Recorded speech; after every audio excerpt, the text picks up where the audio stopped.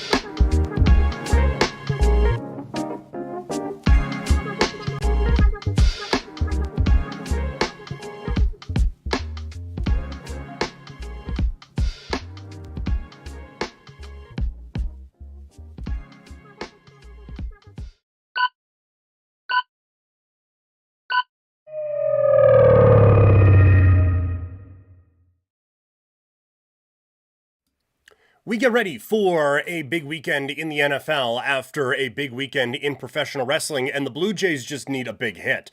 That and a whole lot more as Couch Potato Diary Live is back, and it's on right now.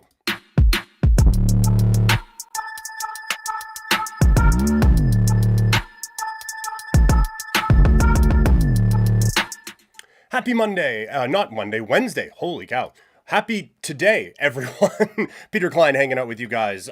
Been under the weather the last couple of days. So hopefully we're back and ready to go and getting ready for another week in the NFL. So obviously the schedule change affecting things here this week. And also I'm going to be on Sportsnet 960 Thursday, Friday. So this is the only stream of the week that I can guarantee anyway. So get all the questions you have in and we're going to try to hit as much as we possibly can on this show before I wear out because still not feeling 110% right now. But missed hanging out with you guys, so wanted to come and chat a little bit with you guys today, and had to dunk on Toxic there in the chat. Every time you put the stamps at number one, they shit the bed the following week.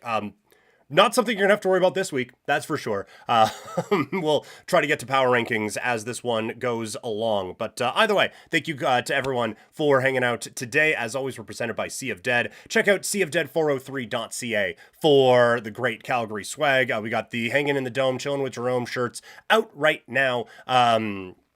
All of it with the proceeds going toward kids sports. So really happy with how that has been going on. And of course, if you need that energy boost, head over to swiftenergy.gg and use that code PKPrimetime for the 25% off. So we have a lot that I want to get to. We're not going to get to an NFL recap per se, but we can still figure out where all the teams rank after the first 3 weeks of the NFL season. Who's up? Who's down? Let's take a look at the NFL Power Rankings.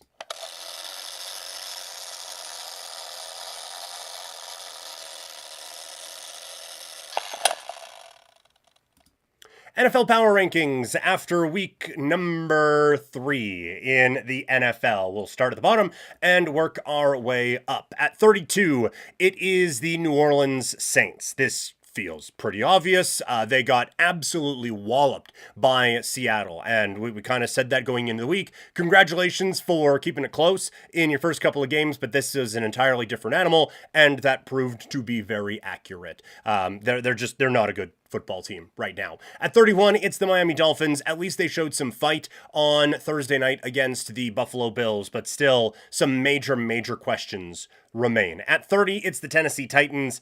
It's looking further and further away from a good football team after another tough one against the Indianapolis Colts, and now they're already making changes at play calling and stuff like that. So some issues ahead, I suppose, for the Tennessee Titans. At 29, it is the New York Giants. They make the change at quarterback. We will get to that in a little bit. By the way, the fantasy football stuff has been a whole lot of fun the last couple of days. So if you do have any fantasy football questions, throw them in the chat. We're not talking fantasy football right now, but after this, going to be breaking down every game. For those watching the live stream, going to be breaking down every game from a picks aspect and from a from a fantasy football aspect as well. So get your fantasy football questions in the chat. But the Giants at 29, it's a disaster there right now, and I really disagree with the move of Jackson Dart getting the start this week. We'll explain a little bit later on, and for those watching the video after, that'll be in a different video, but it's a really bad situation that I think they're making worse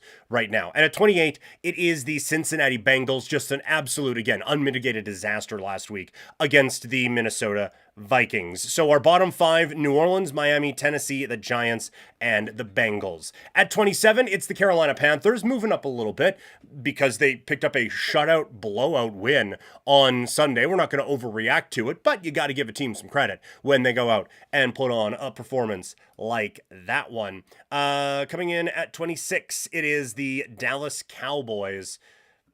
Chicago whooped them, and now they're having injury problems, and the really only blue chip player that they have is out of the lineup for a few weeks. So things are going to go from bad to worse for the Cowboys. At 25, the Cleveland Browns with one of the surprise wins of the day on Sunday over Green Bay, moving up in the power rankings a little bit. At 24, it's Arizona. That was a really bad loss against San Francisco. I know the 49ers are a pretty good team, but they picked up a safety to take the lead and had the ball with about 4 minutes left and couldn't put that game away. That's a very concerning sign for Arizona. At 23, it's the Jacksonville Jaguars. I continue to not have a whole lot to say about them, but I don't think they're very good. At 22, it's the New York Jets. That was a wild one against the Tampa Bay Buccaneers. I know they are 0-3, maybe deserve to be.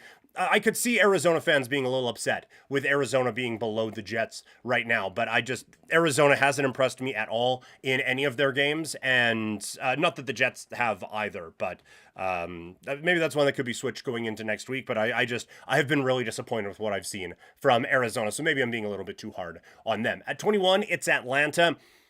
We're going to react to getting shut out by one of the worst teams in the league. We're not going to overreact, though. We can, because I am fully intending on just writing off the Green Bay loss last week as one bad day, so we can do that for Atlanta as well, but there are concerning signs ahead. At 20, it's the Patriots. That was a just ass-ugly loss against the Pittsburgh Steelers. At 19, the Houston Texans. The problems continue for that offensive line, and now I think there are big concerns for the Texans going forward. At 18, it is the Las Vegas Raiders. I think we're starting to see a few of the cracks in the armor that maybe people were overlooking when they were getting excited about this team in training camp. At 17, it's the Pittsburgh Steelers. I think right around the middle is right where they deserve to be right now. 16, it's the Chicago Bears. They finally were able to put together a big performance against Dallas. Now an interesting test against the Raiders lies ahead. At 15, it's the Denver Broncos. Disappointing loss against the LA Chargers, who look very for real. At 14, the Minnesota Vikings. They head out to Dublin off of one of the more dominant defensive performances you will see. So I'm still very high on this Minnesota team. At 13, it's Indy. Another test passed. But they face their biggest obstacle this week. At 12, it is the Seattle Seahawks. That defense is for real. I don't think that offense is going to be putting up 40 points a week, but the defense is for real. And I slept on them, and I'm willing to admit that I did. At 11, it is San Francisco. Injuries continue to pile up, but they continue to squeak out some victories. We'll see what happens with them this week. Now we are into our top 10. At 10, it is the LA Rams. I have been very impressed with this team, and I think that they have really shown, that was a tough loss against the Eagles, but this team has shown that they are, again, legitimate threats in the AFC West. At 9, it's Kansas City. I can't knock them out of the top 10. They finally get a win. We can't knock them out of the top 10 until we see what this whole team is like with Rice and Worthy back at receiver. At 8, it is Baltimore setting up. That was quite the loss and a bit of an eye-opener against Detroit. I do think there are some things that people are overlooking for narrative, and we'll get into that maybe as the previews go along, but we have a massive game coming up against Kansas City this week with Baltimore and the Chiefs, and oh boy, one of those teams is going to be 1-3. At 7, it's Washington. Again, it's a win over the Raiders. It is whatever, but you got to win with your backup quarterback. You're feeling pretty good about things. At 6, the Tampa Bay Buccaneers maybe took a little bit too much to beat the New York Jets, but still a win is a win. 3 game-winning drives to start the year for Baker Mayfield has this team right on the cusp of the top 5, which we will get to in just a second. But first, if you could help out Couch Potato Diary by hitting that share button on this video or on the podcast that you're listening to, share with a couple people, and we can keep the conversations going here on Couch Potato Diary. At 5, it is the Detroit Lions. I was down on Detroit for big parts of the offseason, and I still have some concerns about this team long term, but it's a couple very impressive wins in a row for this team. So there is no denying how high level this football team is right now. At 4, we have the Green Bay Packers. I know, that was a bad loss against Cleveland. There is, again, no denying that was a bad loss against the Browns, but through 2 weeks they looked absolutely dominant, and I'm willing to believe that A, maybe we're underrating Cleveland a little bit, and B, that was just a foot off the gas pedal type of a game, but a concerning one nonetheless. Swig of water before our top 3. At number 3, it is the LA Chargers. They have put together three very good performances. They have beat all three teams in their division. This was their first Sunday game of the year after a Friday out in Sao Paulo and a Monday night against the Raiders. To come out on Sunday afternoon and beat the Broncos, Justin Herbert looks fantastic. This defense is solid. This is a very good football team. At 2, it's Philadelphia. A couple big plays help save the day with the Eagles, but they are still... They showed a few more things that I think actually make you feel pretty comfortable about where this team is at right now. So I have them at number 2, and the number 1 team in the land still, the Buffalo Bills. They had that massive win on the first Sunday nighter of the year and have not really slowed down since. So we continue to have the Buffalo Bills high up in the power rankings. Toxic in the chat, not necessarily agreeing with where we have the Green Bay Packers right now at number 4. I get like it was a bad loss against Cleveland, and there are certain teams that I'm not giving the benefit of the doubt to. I will with this one. I think you can easily see a bad Cleveland team, a look ahead to a matchup with Dallas on Sunday night the next week. I think Green Bay bounces back in a big time way this week. But I'm sure Toxic in the Twitch chat, not the only one who has a disagreement with me. Throw that into the chat or in the comments if you're watching after, or if you're listening, get at me on social media. I am at Primetime Klein, wherever you are socially on the media, and we can discuss that further. But yeah, let me know what you think about the power rankings. If you missed any of them, or just want to bring Couch Potato Diary with you wherever you go, you can catch us on Spotify or Apple Podcasts. Basically, what I'm telling you is that this show is a podcast. Just search Couch Potato Diary wherever you get your podcasts. Obviously, it was a little bit slowed this week with me not feeling well, but still able to get a bit of an episode out on Monday, looking at the golf world. So that was something I did with Divot Disputes, and here with Couch Potato Diary. So even when I'm not feeling well, the podcast still continued to get churned out. Let's get ready now for another week in the National Football League, as Thursday Night Football will kick off week 4 with a divisional matchup of two teams that had some pretty high expectations coming into the season, and both would argue that they've lived up to them, although both have had some little wobbly moments at times. Very interested in this NFC West matchup between the Seahawks and the Cardinals, kicking off the NFL week on Thursday.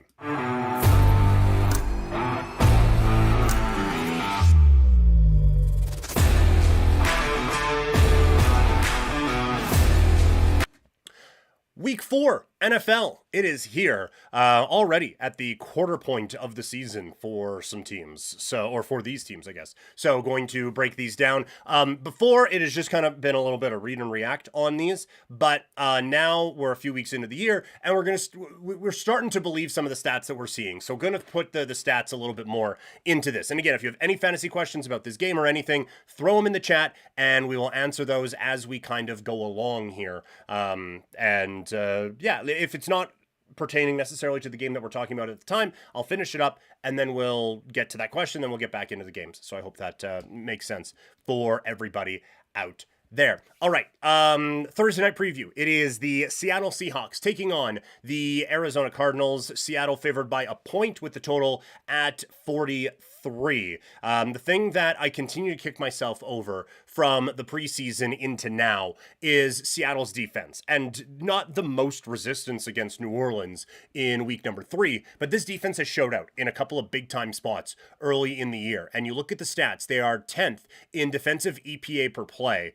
And just quickly what that means, for going to use a couple stats here: EPA per play and success rate. EPA per play, the best, try to explain it very, very quickly, is through looking at how drives have gone over the last entirety of football's existence. If you have a drive that starts at the 30-yard line, generally averaged out over whatever you are expected to get, 3 points, let's say, just for math's sake. But then if you get a play that gets you to the 50-yard line and it's 1st and 10 from midfield, well, now that drive's expected to get 5 points. So you have added 2 points in that. And so they take how many points you kind of accumulate and average it all out, and you get EPA per play. So it is just how you have kind of affected your team's chances of scoring more points. And then for success rate, a run or pass on first down, on 1st and 10, that picks up 5 or more yards is considered successful because you're kind of keeping ahead of the chains a little bit. If it's less than that, if it's less than half of the yards to gain, or on 3rd down, less than the yards to gain in general, it's not considered successful, and they average them all together. So, very bad way of explaining it. I'll be better at explaining it when I'm not sick. But that's basically the stats that we're going to be using in this one. So for Seattle, again, the defense is at a high level right now. They're top 10 in defensive EPA per play, 4th in defensive rush EPA. And that was one, looking at the stats here, Arizona, the offense was just kind of mid throughout everything, but no James Conner, so Benson is going to get the workload in that running room. And I think this is where the Seattle defense can really start to limit things against Arizona, because the passing attack just isn't where it needs to be right now, with Marvin Harrison Jr. having a bit of the dropsies at this particular time. So if they can take that run game away and kind of force Kyler to be a passer and to be someone who is a bit more predictable, albeit like in his unpredictable way, but can force him into that, then I think you have a much better chance of succeeding. Arizona, they have been better throughout this season so far. They are, 10th in EPA per dropback this year. So the passing game has worked maybe a little bit better than the eye test would lead you to believe. But overall, they're 24th in success rate. It hasn't been the level of offense that you would want for this team this season. So I have some concerns there. So when Seattle is on defense, I think this team is really going to be able to shine. It is the matchup for Seattle offensively that I'm the most intrigued by.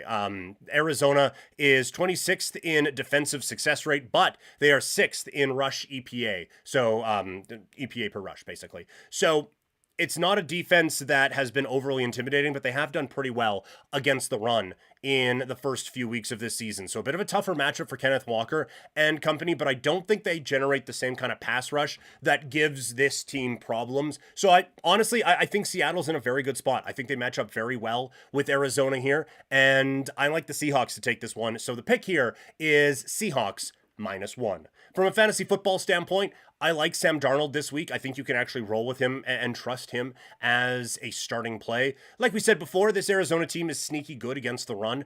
So Kenneth Walker, we're probably putting him in anyway as a flex option or as just a running back. Again, I can't imagine there are 3 better options than Kenneth Walker on your bench. And same kind of goes for Zach Charbonnet. I know we'll be excited to use him after missing last week, but I would hesitate on that one. And again, think that there might be some better options for you to roll with him this week. At receiver, JSN is a must start every week. He has turned himself into that. And Horton, if you saw my YouTube short that we did on the waiver wire, he's turned himself into a legitimate number 2 with the Seattle team. And so in deepish leagues, I think you can kind of roll with him. From a fantasy standpoint on Arizona, Kyler Murray, I would try to not this week. This is a very good Seattle defense. And so there's not a whole lot that I'm trusting here on Arizona. McBride is a must start, but Marvin Harrison Jr., probably not. Benson, I know we're excited because he's getting this opportunity, but this is a good defense. Again, 4th in defensive EPA per rush for Seattle. So I would try to not for Benson this week, going up against a very, very good Seattle Seahawks defense. So that's the pick and the fantasy advice from this one. Make sure you are staying up to date with everything on Couch Potato Diary by following me on social media. I am at Primetime Klein on Instagram, X, TikTok, Threads, Blue Sky, all the places. You can find me at Primetime Klein. So that is the Thursday night game. What about the rest of the league? Let's take a look at the rest of the NFL schedule heading into week number 4.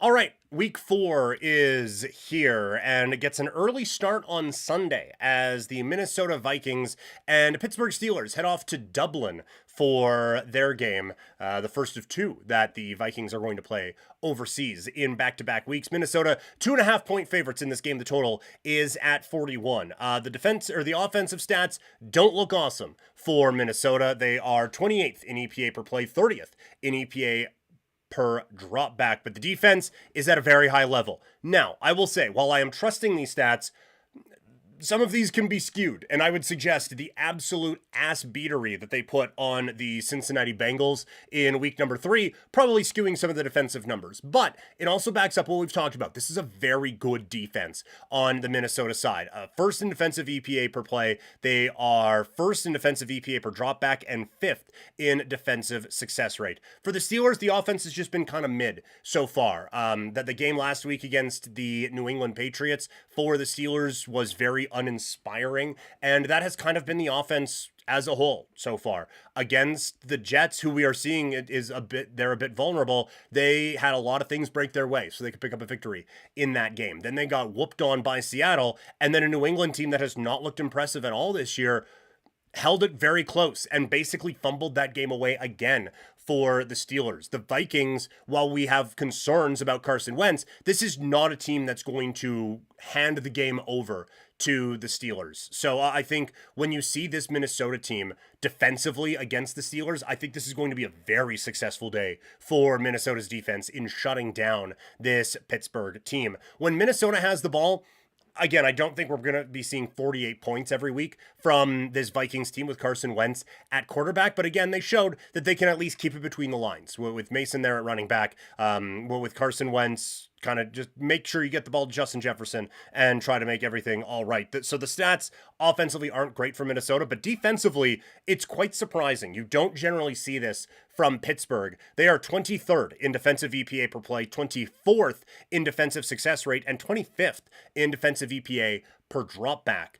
And again, they haven't exactly faced the cream of the crop when it comes to quarterbacks. I went on a rampage saying that Justin Fields is actually not a bad quarterback, but I mean, him and Sam Darnold and Drake May, that's not a murderer's row of quarterbacks by any stretch of the imagination. So this Steelers defense, while it's a kind of a calling card of what this team has been known for the past forever, it hasn't been very good this year, and the offense isn't good enough to make up for it. So I think the Vikings go 2-0 with Carson Wentz as their quarterback. I think they pick up a win here. I like Minnesota minus 2.5 in this spot with a bit of a thought toward the under as well. From a fantasy standpoint, Carson Wentz, it would still be a bold call to be trusting him this week, but I'm liking Mason, and Jefferson gets enough from Carson Wentz that you have to roll with him this week. Hawkinson, I could see there still being some concerns around that player. For the Steelers, Aaron Rodgers is a no.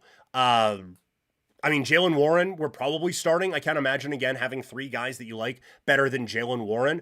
DK Metcalf, again, is probably in that boat as well, but that's about it. I do not view this as a very good matchup for the Pittsburgh Steelers as they get ready for a game out in Dublin this week. Next, we have the LA Chargers taking on the New York Giants. The Chargers favored by 6.5 points with a total at 44.5. I said before when we were doing power rankings that I hate how the Giants have handled this situation. To me, this is the exact wrong way. Every decision that they have made leading to this point feels like the exact wrong one. Like the way this has played out, all of it kind of worst case scenario, barring an injury.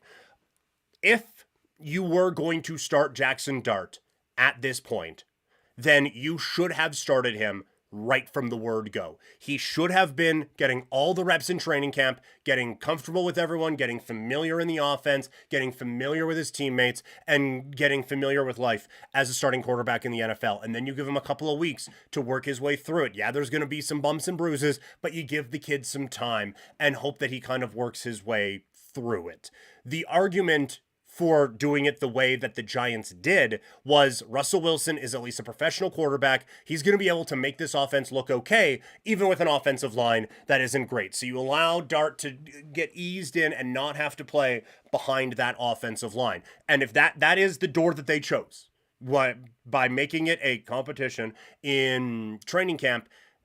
To me, Jackson Dart is out of the question for a year as the quarterback of this team. I don't know what he could be showing with the twos in practice that is making me think that I have to put this guy in. And that's not saying Russ is infallible, because we have functioning eyeballs. We have seen what this guy is doing on the football field on the offensive side. And even if you don't have functioning eyeballs, you have functioning ears, and you have listened to the calls of these games. It's been awful what has been happening with the Giants. So this isn't a let Russ cook argument or anything like that. But the argument for this is, again, Russell Wilson, professional quarterback. You don't really care about like long term. That's very harsh, but him playing behind an bad offensive line isn't going to stunt his growth as a quarterback. He done grown, right? So you're not affecting him in any of these ways. And if it's going to be ineffective, then either whatever, or we're throwing Jameson Winston in here. But to put Jackson Dart behind this offensive line against this Chargers team, 6th in defensive EPA per dropback this year. Fourth in defense. Third. There we go. Third in defensive EPA per dropback this season. This is a very good Chargers defense that you are throwing this kid in there with a bad offensive line. If you were going to do this, he needed to start the season as the starter and let him get accustomed to everything. But the second you don't, you are accepting that we don't have the offensive line to help this kid out, so we're going to go with our veterans to roll with this. If Russ isn't doing it, then it has to be Jameson Winston that you're going to a quarterback instead. This is the problem with having coaches and GMs that are coaching and GMing for their jobs. First of all, GM should just be fired, right? Like, this is to be in this situation and to have to basically protect your rookie quarterback from the roster that you have constructed. It means you're fired. Like, that's just that. It's plain and simple to me. But you have a coach who is obviously coaching for his job right now in Brian Daboll, and he's not he is trying to win that battle. So you bring in Russ, not because you think it gives you the best chance to win, or for long-term success, but because, well, we can show offensive improvement with this guy. And when it doesn't work, now your only lifeline for keeping your job is, well, if we show that Jackson Dart has progressed, then you're not going to want to change the offensive system around him. So this is obviously a coach that is coaching for his job, and I think it is coming at the significant detriment of the development of what should be an important piece for this New York Giants team. So just in typical New York Giants fashion, everything about this has been handled improperly, and any time that they've come to the little note at the end of it, choose your own adventure, they've picked the wrong page to flip to, and I think it is going to be very, very bad news for them. So that being said, I think the Chargers do well in this game. I think this is a very well-coached defense, and given the intelligence on that side of the ball for this Chargers team, I think you're going to see a lot of things that confuse and frustrate a young quarterback. I think there's going to be a lot of pressure on him as well, like figuratively and literally. So I think this Chargers defense just eats this kid alive. Offensively, the Chargers are awesome. The Giants have done all right on defense, but this game is all about what this defense can do. And so I like the Chargers winning big in this spot. Chargers cover 6.5, and the over-under at 44. I would probably lean under on that one as well. From a fantasy standpoint, I think I made it pretty obvious. We're not starting Jackson Dart this week. If we want to roll with Scattaboo getting the start over Tracy, that's fine. I don't think you're going to have a great day. Like, this is a decent Chargers defense, but you can run on them a little bit, maybe. So I guess probably not, or maybe not, I guess. Scattaboo, it's a case-by-case basis. If you have any Scattaboo questions, throw them in the chat or in the comments. I'm not overly confident either way. Neighbors, you have to start. No one else in the passing game I would touch. Wan'Dale Robinson, the big thing was that there was some value for him from Russell Wilson. I would ignore that right now. On the Chargers side, Herbert has turned into a must-start. Hampton, I view this defense as actually being a pretty good defense, but you look at the numbers and they're not. Now, part of that is a wild shootout game that they had with the Dallas Cowboys, but they're 29th in defensive EPA per play, 30th EPA per rush for the defense. So Hampton may have a pretty good game here. And then Quentin Johnston has turned into a must start. You're starting your Chargers. Keenan, Lad McConkey, and I think we are also going with Quentin Johnston as well. So that is the breakdown of where I think a big breakdown is coming. Wrong button. Where I think a big breakdown is coming for the New York Giants. Next, we have the Carolina Panthers taking on the New England Patriots. Pats favored by 5.5 points with the total sitting at 43. Carolina coming off of their biggest win in a couple of years, a shutout victory over the Atlanta Falcons. I would not read too much into that performance. They didn't do a whole lot through the air in that game. They didn't have a big blowaway game on the ground. Defensively, they got maybe a couple of takeaways, but this was just a bad performance by Atlanta. So Carolina, it's not a great football team. I wouldn't read too much into it. On the New England side, also not a great football team. That was a very sloppy game against the Pittsburgh Steelers last week. They probably should have won that game, but the offense kept fumbling away high-level opportunities. I think this game kind of gets stuck in the mud a little bit. I don't anticipate this being a very high-scoring game, so I'm going to take the under at 43. 5.5 just feels a little bit too high for an offense that hasn't really shown that they can do that at any point this season, and I'm not going to trust Carolina to keep this close either. So I'm just going to avoid having to pick a side in this one and just go with the under here at 43. From a fantasy standpoint, it's probably not a lot here. Young, obviously not. Chuba Hubbard, probably. Like, that's one that I think we can kind of roll with right now. It is a good run defense in New England. They are 5th in defensive rush EPA. So, again, it is a tricky defense to go up against because they haven't looked as dominant as people have thought, but they still have looked good. So, Chuba Hubbard, we're probably starting him this week. I would try to find someone else aside from Teterola McMillan to play this week. I'm avoiding my Panthers here. For the Patriots, Drake May, probably not. Ramondre Stevenson, I would go no at this point. It feels like there was a actual benching after the second fumble. So I would want to see, unless it is so glowingly obvious that they are going with Stevenson and they are like kind of building, like pumping his tires a little bit, I would tend to avoid that one from a fantasy standpoint. And then there's no pass catchers in New England that I like. So not much to look at from a gambling perspective or a fantasy perspective in this game. We've honestly probably talked about it a little bit too long already. Philadelphia Eagles taking on the Tampa Bay Buccaneers. The Eagles favored by 3.5 with the total sitting at 44. The Eagles coming off of a surprising come-from-behind win over the LA Rams last week, while the Tampa Bay Buccaneers felt like they were fully in control of their game with the New York Jets until a couple field goal blocks all of a sudden changed some stuff on the Tampa Bay sideline, but Baker Mayfield once again came up huge when it mattered the most. So very fascinated by what this game looks like. And to me, the big matchup here is a Philadelphia team that loves to run the football against a Tampa Bay team that is really good at stopping teams from doing that. You have the Eagles, who are the number one team in the league in EPA per rush, and you are going up against the number one defense in defensive EPA per rush. So a fascinating matchup here. The thing that gives you the most hope, I guess, from a Philadelphia standpoint is something we've talked about here. A lot of people with fantasy questions about A.J. Brown and what to do with him in this offense.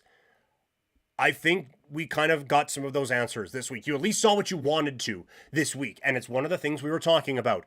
When Jalen Hurts has to throw, it's still going to be okay. They're going to actually throw the football. And we saw that in the comeback. They were actually airing it out. They were actually pushing the ball down the field. This was not a good Barkley day. They were able to still come up with the big throws at the big times that they needed to come away with a big victory on Sunday afternoon. So I think you have to feel pretty good about where you're at there for Philadelphia. But again, I think you're going to be relying a lot on Jalen Hurts here.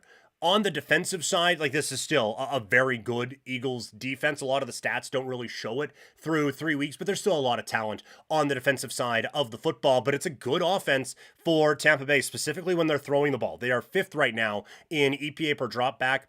24th in EPA per rush, though, so I do worry about them being a touch predictable. But I think Tampa Bay, with their strength against the run, that could be enough to at least keep this game close. So if we're doing just like Survivor pick 'em, I mean, if we're doing a Survivor thing, stay away from this. But if we're doing just like a pick 'em league or something, I would probably go Philadelphia. But I'm going to take Tampa Bay to cover here. I think the Buccaneers' run defense is enough to keep them close in this spot. So I like the Bucs plus 3.5. Looking at it from a fantasy standpoint, Jalen Hurts, he's going to get his in the run game. I know we just talked about Tampa Bay being good against the run, but Hurts himself is a weapon in that area. And I mean, this is one of the toughest teams in the league to do the tush push against, but you still have to feel good about that. Saquon Barkley, it would be the ballsiest move of all time to just not start that guy. So we're starting him. We're rolling with our studs of Smith and A.J. Brown. Tough matchup aside, you got to put your Eagles out there. For Tampa Bay, there's no Mike Evans this week. Baker Mayfield, it's been fun so far, but we probably have better options out there than Baker Mayfield at quarterback this week. So that's something we're probably going to look to avoid at this particular time. Looking at the rest of the Bucs from the running game, Bucky Irving, Rashad White is an afterthought now. Bucky Irving is the guy. We're rolling with him every week. Ibuka, same thing. Like, it's at this point, you have to put the kid in the lineup with what he has shown as a reliable receiving option so far. And mention him in the waiver wire short that we did. Cade Otton, I know we got 0 targets last week, but they're going to have to get those targets out to someone that we're going to Mike Evans. So I think Otton could be more involved in the passing game this week. And for deeper leagues, Sterling Shepard, I think, is a play. But I think this is really, because of the matchup, one of the more interesting games that we're going to see on Sunday. Next up, Washington taking on the Atlanta Falcons. The Commanders favored by 1.5 as of this recording, and the over-under is at 45.5. Now, I will say, again, for those watching this after the fact, we are recording this, or listening to it, I guess. We are recording this on Wednesday afternoon. So all we've seen so far is that Jaden Daniels has participated in a practice. So we will see what happens with him throughout the week. Obviously, a lot depends on how that plays out. But I mean, Marcus Mariota at least got the ball to the guys that he needed to on offense. Now, there were a couple of guys who missed practice this week again for Washington. Old Bill Krosky there, he was not in the lineup. And Terry McLaurin also missed practice on Wednesday. It is Wednesday, though, so some players tend to skip those anyway. I wouldn't be too worried about that just yet, but definitely check your roster reports as the week goes on. So it's a bit tricky to figure out what Washington can do on the offensive side, and this Atlanta defense has actually been okay.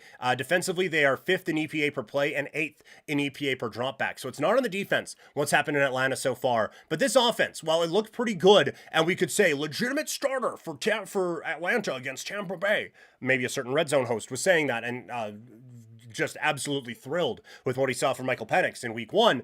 He's 27th in EPA per dropback so far this season. So not great for this Atlanta passing attack. Washington, I think, is just a better football team. Even with Marcus Mariota, I like Washington to cover 1.5 points. From a fantasy standpoint, take a look at the injury report. If anyone's hurt, obviously don't play them. But if Daniels is in, then we're going with him. Krosky Merritt is in, we're playing him. If McLaurin's in, we're playing him. Like, we're rolling with the studs here for Washington. On the Atlanta side, obviously Penix is a no. Bijan, you have to at this point. Drake London, I still have hope that that's going to turn around here after saying that he shouldn't be traded for Alvin Kamara this week. But it's getting a little bit, but I still think you have to start the big guns with Bijan, Pitts, and Drake London. But things have to start turning around very, very quickly out in Atlanta. Next up, Cleveland against the Detroit Lions. Lions favored by 9.5 in this game with the total at 44. Cleveland has shown that this defense is significantly better than people thought it was going to be. That is the main takeaway from this. And look, me included, like Myles Garrett and that defense was just dynamite a couple of years ago. Took a step back last year. And I was not confident that they could find that step again this season, but they have. And they have done it against legitimately some pretty good offenses. Baltimore, I know, torched them late, but they were able to keep that close for a while. They held very tight with Cincinnati, and then they get the win over a Packers offense that's been dominating everyone so far. So I do think that this defense does enough to keep this game close with Detroit. And this is probably going to be the last week that I look to excuses on the Detroit side of things. But all I will say about the big performances that we have seen from this team against a Chicago defense that we don't really trust, and against a Ravens defense that has given up some major points this season, also missing several key players on the defensive side. So I think this is honestly probably the best defense that this team's faced so far this year in the Cleveland Browns. I don't think they're able to run away with this game the same way that everyone else has been projecting them to do. So Detroit minus 9.5. I'm not digging it. This offense isn't going to score a lot on the Cleveland side, but the defense is going to be able to keep it close. So I think that Cleveland holds this one tight, and we will take the Browns plus 9.5. From a fantasy standpoint, Judkins is the only option I would even consider on the Cleveland side of things. And for Detroit, I know we just talked about the defense. It would be quite the thing to not go with Jared Goff right now. So you probably have to start him just based on how well it's gone the last couple of weeks. Gibbs and Montgomery were rolling with, you're starting your Lions, even in a tough matchup, I think, against the Cleveland Browns. So we'll see, can this Browns defense really show that they are for real again? Next up, AFC South matchup, Tennessee taking on the Houston Texans. This is the Texans season right here. If this goes bad for the Texans, the season is done. And honestly, it felt like it last week. A loss against Jacksonville. The offensive line is just putrid right now, and it is holding every area of this team back. This is a good defensive football team that is made to look average because of the awfulness of the offensive line. So that's what it comes down to. Can Simmons and the rest of the defensive front for Tennessee get in Stroud's face enough to offset things here? The Titans, this defense has shown to have a few more holes in it than I think I expected them to this year. Simmons can be a game wrecker up the middle, but I don't know how they score any points against this Texans defense. So Houston minus 7 is way too hard, way too long to feel very comfortable to take. But I don't trust that this is a very well oddsed game because I am not trusting Houston to blow out a team right now. I'm not trusting the Titans to keep it close. And it's a very low total at 38.5, but I think we might have to go under it anyway. I know it's low, but we're going to go under 38.5 because I don't trust anyone in this game. And so from a fantasy standpoint, Stroud, no. The running, maybe Woody Marks at running back as a swing and a hope, maybe. Nico Collins, you probably have to, but that's it from this whole football game. It's just not going to be a pretty one out there on Sunday in the AFC South. This one will be quick. Buffalo's taking on New Orleans. The Saints are very bad. The Bills are quite good. The Bills are favored by 16.5. And I think they covered that. We don't need to go in depth on this one. The Bills are awesome. The Saints suck. It's Bills minus 16.5. From a fantasy standpoint, Alvin Kamara, Josh Allen, and all the Bills. Good talk. Next one, Indy taking on the LA Rams. Rams favored by 3.5 in this game with the total sitting at 49.5. I am very intrigued by this game because Indy, everything is looking good right now offensively. Second in EPA per play, second in success rate, first in EPA per drop back, and fifth in EPA per rush. This offense is rolling. And they have done it against they have done it against at least a team in Denver that you feel good about. But this is a real defense and a real team with the Rams. Also, just a quick note, all the stats that I look at, they're sixth in all of them except for one. They are sixth in EPA per play, success rate, EPA per rush, defensive EPA per play, defensive success rate, and they throw it all off by being fifth in defensive EPA per dropback. This is a good, well-rounded football team, and I think that this is where they give the Colts a bit of a stumble. Tennessee wasn't going to do it last week, but this Rams team is just solid everywhere. The speed that they can play the game with is quite impressive. They were shutting down the Eagles until it got absolutely out of hand, but I think you have to view this as a very significant test for the Colts, and it's one that I think the Rams absolutely will pass. And then defensively, I still don't think the I still don't think the Colts are that good, and I think that the Rams have a pretty good day offensively. So I like the Rams in this spot. I will take them gladly to cover at -3.5. From a fantasy standpoint, Brawley 619 in the chat. Yo, start one. Kyron Williams, Marion Hampton, or Jordan Mason with the Minnesota Vikings. I would have to go probably with Kyron there. Hampton for the Chargers in a pretty good spot against the Giants, and Mason we talked about it earlier. Mason in a really good spot against the Steelers defense that has struggled significantly this year. But to me, Kyron Williams is the guy. Like, he was kind of wrecking shop on that Eagles run defense in this game, or in that game on Sunday, and I think he can do a whole lot more against the Indianapolis Colts. I really view this as a statement game for the Rams. They're going to be pissed off from last week. This is an undefeated Colts team, and they're just going to want everyone to shut up about them. So I think that the Rams come in and just bully them around. So Kyron Brawley is absolutely the start play there. I love Kyron Williams in that spot. For the rest of the fantasy options, I think you could start Matthew Stafford this week. Puka Nacua is obviously a start. That is the apple of the eye of Matthew Stafford when they're looking to get into winning time. And Devontae Adams is a stud, even if we're getting away with just obvious stiff arms on routes now, because that was so blaringly pass interference on that play in the end zone when just out there right into the chest of a guy. But still, able to come away with the touchdown on that one. Broly, yeah, hey, thank you for chatting in. Love chatting with you here. Over the last couple of weeks since we've really started upping all of this. So yeah, thanks for popping in today. If you have more questions, throw them in there and we'll get to them as we go along here. On the Colts side, it would be insane to not start Jonathan Taylor. He is, like, that is one thing about this Colts resurgence, is Jonathan Taylor is reminding everyone that this is one of the most talented running backs in the National Football League. So we're going with him, we're going with Pittman, but I don't know if I'm trusting anyone else right now on the Indianapolis Colts. But still, a very big test for the Colts coming up on Sunday. Next up, Jacksonville taking on the San Francisco 49ers. 49ers favored by 3 with a total sitting at 47.5. Jacksonville, the offense, the defense, everything is looking okay this year, but I don't know how much we can trust that because they just haven't played anybody that you feel very threatened by, right? They played Carolina, congratulations. They were the ones that injured Joe Burrow and still lost to the Bengals. And then Houston is not a good team, but is a very good defensive team. And so you can explain away a bit of the issues they had on the offensive side of the ball. So I'm really interested to see what this offense looks like against a pretty good San Francisco defense. They are 9th in defensive EPA per play and 10th in defensive EPA per drop back. And right now, I am trusting San Francisco's defense over Jacksonville's offense in what they have shown me this year. So I think that's a big edge on the San Francisco side.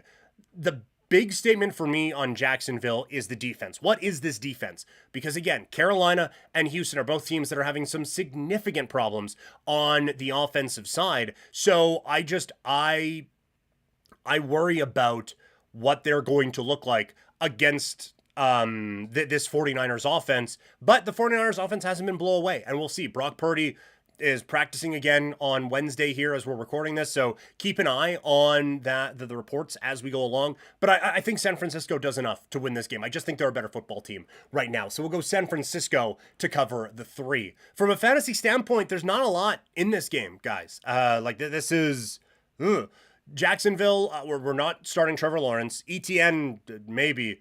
Brian Thomas is still a must play, but it's working towards not being that anymore. Travis Hunter, we're probably sitting until we see something big from him at this point. On the San Francisco side, I don't know if I'm trusting either quarterback right now. Christian McCaffrey, obviously, we're rolling with him, and Ricky Pearsall, but not a whole lot fantasy-wise from this game right now. So I think a good measuring stick game anyway for these two teams. Fantasy question from the chat. Broly619 asking, do I sit Jamar Chase and start Keenan Allen or Igbuka this week, or stick with Chase?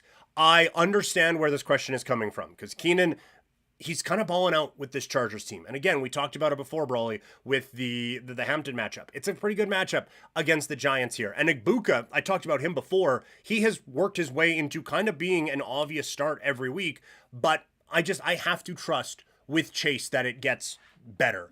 And so I would feel bad if we sat Jamar Chase and he had a big game on my bench. Because it's Jamar Chase, right? Like I would rather go down with my stars than being half a beat too cute and putting in Igbuka or Allen. Even though they have good matchups this week, putting them in over a Jamar Chase. So that's where I am at on that right now. I would have concerns about sitting him. Last week was as bad as it can get. It's a good Denver defense they're playing this week. So obviously concerns. Very right to be asking the question, Brawley, but I think for now we have to go with our stud, and the stud is Jamar Chase. I want to let everyone know that you can support Couch Potato Diary and my cat's insatiable treat habit with the link in the description on YouTube or in the podcast, or in a panel on Twitch and Kick. We got the tip jar that is out right now. So if you want to help Couch Potato Diary, it is not expected or required or anything like that. But if you have the means, would love the support, and my cats would love the treat. Although if you saw Bailey on the start of the waiver wire video, maybe we could bring the treats down for her a bit, but Babs needs them because one cat eats all of them. So either way, you could help us out with the tip jar. But again, just your eyes and ears are more than enough support for me. Up next, we have the game of the day. It is a massive one, with the Baltimore Ravens taking on the Kansas City Chiefs. Both teams at 1-2 in pretty desperate need of a win. Baltimore is the favorite at 2.5 points with a total of 48.5. For Kansas City, the numbers do not back up what we are seeing with our eyes. The Chiefs are a top 10 offense, according to EPA per play, and 9th in success rate, while the defense is 23rd in success rate and 29th in EPA per rush, which is not a great thing when you are facing the Baltimore Ravens, one of the most dangerous teams on offense this season. But Baltimore has been able to get got a couple of times defensively. They've given up big points now to the Detroit Lions, and they've given up big points to the Buffalo Bills. So every way you look at this game, there's okay, well, these guys are good at this, but these guys are good at this, and they're bad at this, but they're bad at this. It is point counterpoint, and it's fitting that these two teams kind of have the same record right now. I still anticipate both these teams are going to be there at the end. I still feel like these are two of the best teams in the National Football League, but one of them is going to be 1-3 to start the season, which is just beyond comprehension to me. So let's break this down. When Baltimore has the football, I do have concerns about Kansas City's run game. It has been an issue for a while, or run defense game. And the front is great, but they're very good at getting after the pass. And for whatever reason, the run game has just been a bit of an Achilles heel for them, which again, not great, Bob, when you're going up against Lamar Jackson, Derrick Henry, and this rushing attack. Fumbles have started to become a bit of an issue for Derrick Henry, but still, the guy is an absolute stud. When Kansas City has the ball, again, the issue is just not a lot of weapons out there in the passing attack. But Baltimore got the ball slammed down their throat by Detroit all Monday night. We will see if the injuries are still there for guys like Van Noy and the rest of the problems that they had on the defensive side. But if they're still missing a guy or two on that defense, I think Kareem Hunt has an opportunity to have a big game here. I think this could be, hey, don't forget about me game for Isaiah Pacheco. And looking at it right now, Xavier Worthy is practicing for the Kansas City Chiefs. So I think right now the injury issues that Baltimore is dealing with on the defensive side kind of tilt this in the favor of the defending AFC champions. I get it's been ugly, and it is very, very frustrating. I don't like the not clutch argument for Baltimore. They do find a way to lose these games a lot. Kansas City finds a way to win these games a lot. So I'm going to go Chiefs. If nothing else, I get to take points and pick Mahomes and Andy Reid. I don't get to go Kansas City plus often in my days. So I will go plus Kansas City, plus 2.5. From a fantasy standpoint, who aren't you starting here, right? Like Lamar Jackson, obviously, we're going with him. Derrick Henry, we're obviously starting him as well. Zay Flowers, yes, probably. Mark Andrews has a couple of big games, or a couple of big plays in this game on Monday night. So I think he is someone that you are starting. On the Kansas City side, Mahomes, I can understand not wanting to play him in this particular matchup. But again, if there are issues on the defensive side for Baltimore, it would be tough to sit Patrick Mahomes in a big spotlight game on Sunday afternoon. Like I said before, I think Pacheco and Hunt have good opportunities in the run game for Kansas City this week. I think that they can come up with a pretty big moment here and some pretty big fantasy days. Worthy, if he's back, I would feel comfortable starting him. And you got to go with Travis Kelce in a big time spot as well. So a lot of frustration, a lot of disappointment around these teams, but it should be fun. Up next, less fun. I probably could have scripted this out better and just gone into the primetime games, but we got my team, the Vegas Raiders, taking on the Chicago Bears. Total is at 47.5 with Vegas favored by 1. I don't get that one. I understand that Caleb Williams hasn't looked amazing in the first couple of weeks of the season, but last week he balled out. And this Raiders secondary, screaming from the mountaintops, this is not a good Raiders secondary. This is a Raiders secondary that you can take advantage of. So for Chicago, I think there's a real opportunity for Caleb Williams to look very good in the passing attack, for this offense to be able to get going. The issue is this defense has been a problem so far this season. And the Raiders are showing they can stretch the field and they can incorporate some of these weapons. They haven't done great with Genty and Bowers, who's a little bit banged up right now, but Geno Smith looks legit behind an offensive line that isn't the worst in football. So I think this ends up actually being a pretty high scoring game. I do think Chicago just has more weapons and it is a little bit more refined in what they can do right now. And I think their defense is a little bit better than what the Raiders can do. So I like Chicago as an upset play here, +1, but I like them as an upset play. From a fantasy standpoint, we're starting everybody. I'm liking Caleb Williams this week against this Raiders secondary. The one thing, though, the Raiders are not awful at, it's defending the run. They are 3rd in defensive rush EPA. Swift is probably still a flex option for us, but none of the backups, obviously, at this point. And again, I think because of the nature of the Raiders secondary, I think there's an opportunity for Odunze, Burden, and DJ Moore to all kind of cook in this one. So I like all of the weapons for Chicago. On the Raiders side, we're still not sitting Ashton Genty. We're not going away from Brock Bowers.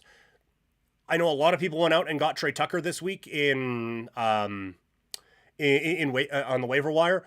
I think you could start him here. Like, I think this game's going to be a little bit wild. I think Geno Smith is not a bad play this week. And I like what else is kind of coming for the Raiders in this passing attack. So this is one where we're starting everybody, which is not something we've said about Raider games a whole lot over the last little while.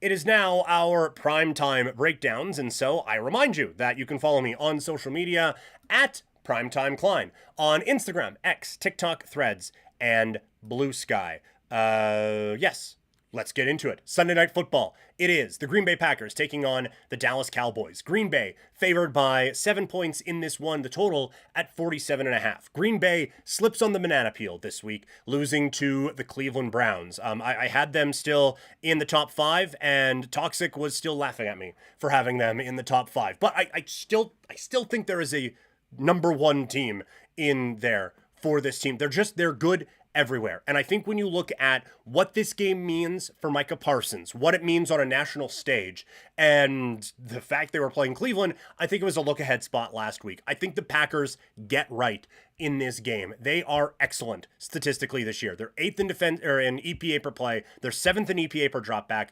3rd in defensive EPA per play, 2nd in defensive success rate, and 6th in defensive EPA per dropback. They're taking on a Cowboys team that has been able to put up some offensive numbers, but CeeDee Lamb is out.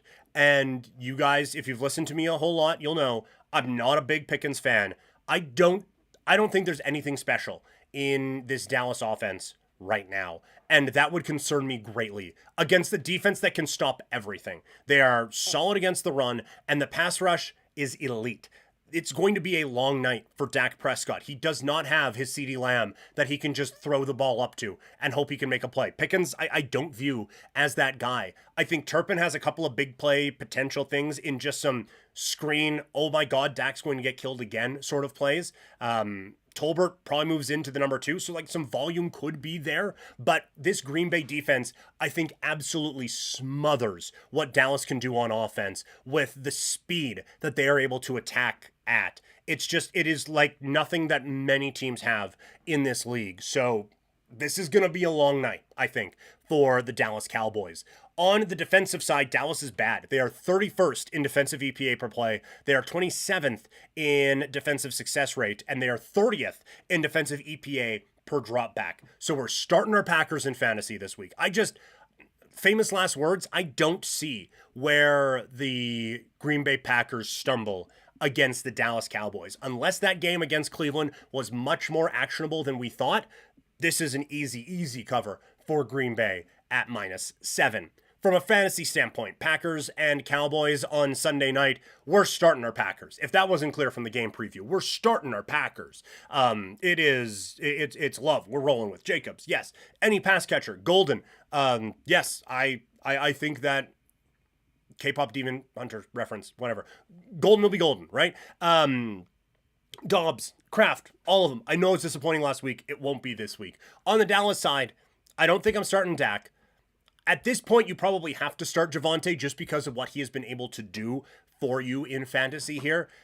Pickens, Tolbert, and Turpin are all flex options to me. I'm not a Pickens guy at all. I have a hard time believing that with a defense that's going to be kind of keyed in on him as the number 1, that he's going to be able to break free in any sort of way. So I think Green Bay dominates them, and I don't love a lot of the options for the Cowboys this week.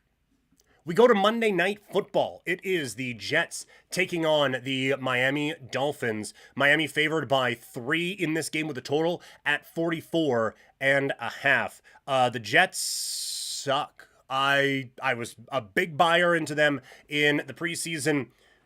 I still think if Justin Fields comes back, everything, but still, the thing that has surprised me about this team is defensively, there have been some major struggles this season. There hasn't been one game where the defense has really shined at any point. And that shows in the numbers. They're 28th in defensive EPA per play, 30th in defensive EPA per drop back. So they go up against a Miami team that is hurting right now in the passing game, but at least showed signs of life on Thursday and had an extra few days to prepare for this matchup with the Jets. So I think Miami has a pretty good chance to get right a little bit in the passing game and get this thing back on track. And then offensively, the Jets just haven't been able to put a whole lot together. Tyrod Taylor with Garrett Wilson and Breece Hall, like those two guys, that part of the predictions that I made in the offseason, that's looking all right. Breece Hall's looking good. Garrett Wilson's looking good. But there's just not enough there to help them out at this particular time. Now, Miami's defense has been atrocious this season, but I am thinking that if this Miami team can keep them off the field a little bit more than they have been, I think Miami comes away with a pretty good performance here. So I do like the Dolphins -3. From a fantasy standpoint, I mean, we're not starting Tua, but let's not get extreme here. But I do think that there are some pretty good moments ahead for Waddle, Hill, Achane. So we're starting, or Achane, sorry. We're starting our guys. We're starting our studs on the Dolphins. On the Jets side, it is Breece and Garrett, and that's it. So not the most dramatic of openers for Monday Night Football. Not the most dramatic of closers for Monday Night Football either. It's the Bengals taking on the Broncos. The Broncos favored by 7.5 points, and that has nothing to do with them at all. It's not a good team. Offensively, it has taken a step back for Denver. I have not been impressed with what I've seen from this offense at all this season. Bo Nix feels like he's regressed to me. The more freedom he has in this offense, the less he is able to do with it. Now you're going up against a very bad Bengals defense. So like so much of this, right? Like, okay, well, the Broncos offense, maybe they're not that good. This Bengals defense is atrocious. And okay, well, Cincinnati, I mean, do they bounce back here? I don't know. Denver's got a top 10 defense in the league. So this is another one. It can be quick. Denver's going to dominate this football game. This is a bad bad Bengals team right now. From a fantasy standpoint, we talked about it with Broly earlier. We got to start Jamar Chase because he's Jamar Chase. Chase Brown, it's getting a little gray area. Also, I'm now seeing the joys of the YouTube algorithm because I had said last week, like, hey, let's wait and see on Chase Brown. I think like the overall quality of the offense is going to come down a little bit, but let's see how this can go. And it's got a couple hundred views since Sunday, and people are upset about me making that call. It's like I was saying that before I saw how bad it looked against Minnesota. So all of that to say, Brown is still a flex option. I still think he can have some value here, but those are the only two. Like even Higgins at this point is for me. On the Denver side, like Cincinnati's defense is so bad. I think you kind of got to start your Broncos this week. Knicks, anyone in the run game that you want, go for it. And Sutton in the passing game. I think you can feel pretty good about that one too. So those are the previews for the NFL week ahead. Let me know in the chat here if we got, we're moving away from the NFL now, but if you have any more questions about this game, let me know, or about these games, sorry, let me know in the chat, and we can kind of roll through them and kind of work through this together, shall we? We can go through it in the comments as well. Honestly, I know we had, like I said, I had a lot planned here, and I do still have a lot of notes down, but I've been under the weather the last couple of days, and it's starting to hit me again now. So instead of you guys just watching me melt on the stream, we'll call it for today. Thank you guys so much for hanging out. I've missed chatting with you guys over the last couple of days. It's been so much fun the last couple of weeks with the chat really popping off. So hopefully that this kind of goes away from me very, very soon, but I'm just kind of fading here. So we're going to call it right now. Thank you guys so much for hanging out. I can't guarantee a stream in the next couple of days. I will try because there's so much left unsaid here. But if you want more from me, I'm going to be on Sportsnet 960 The Fan coming up on Thursday and Friday. That's a radio station in Calgary. And I'm still going to try to get some extra bonus stuff out podcast-wise. So you guys can still have quite a bit there from me. So thank you guys so much for hanging out today. And I will talk to all of you later very, very soon. I promise.